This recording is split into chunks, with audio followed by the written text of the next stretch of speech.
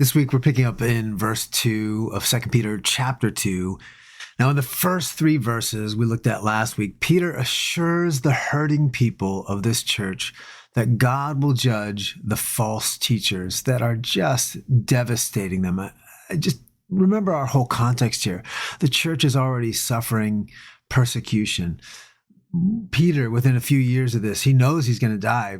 God has told him that his life is at an end. So they're seeing just devastation come to their family and friends from the world around. And now they're suffering under these false teachers who are promising to bring God's goodness or joy or happiness, but all they're doing is manipulating and corrupting the people.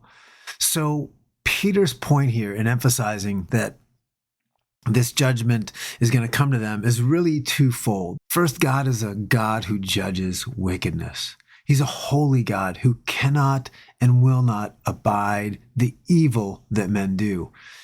Peter gives evidence. He said, look, in the past, he didn't spare the rebellious angels and cast them into Tartarus. I'll say more on that in just a minute. He didn't spare humanity in Noah's time because they were just so corrupt and all their actions were evil.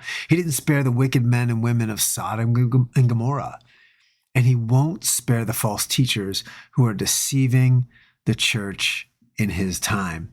Men who know better. And I just love this image. He said they're like dogs who return to their vomit, right? They have this knowledge of God. They know the truths of God, yet they have returned to the evil and wickedness of the world for their own gain.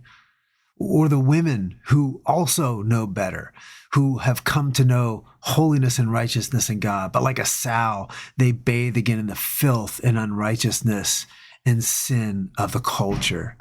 So God's not going to spare them. So Peter gives that assurance. But his second point here in giving this very harsh judgment against these evil teachers, there's a second part here, is that God is holy God who will also spare the righteous remnant. Peter again points back to history. He says, look, he spared Noah and his family. He spared Lot. And church, God will spare you and I from the wickedness of this generation.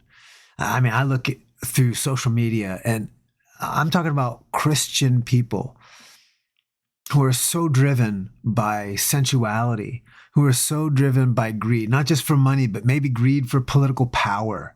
And they will use God and they will use the name of Jesus and they will manipulate churches. And they will do whatever they can. And it gets so overwhelming and frustrating. Like, what chance do I have to speak against this? What can I do to turn the tide? Well, I'll do what I can, but ultimately it's not about me. And I just trust that God is going to spare us. He will be faithful because he is a holy, good God.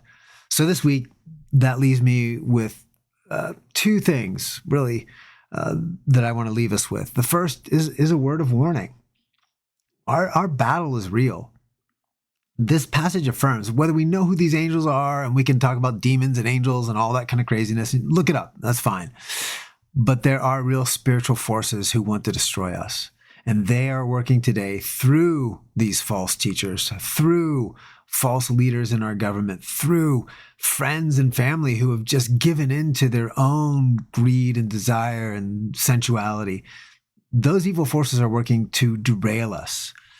There are real deceivers. I call them blind foxes, but God will judge them. So just know that. Be encouraged by that. Second, the real encouragement is that God's going to take care of us. This comes in chapter 3, and we'll touch on that next week in the next part of Peter's letter. But there is hope if we grow in knowledge, if we pursue holiness, and if we just simply learn to trust in God.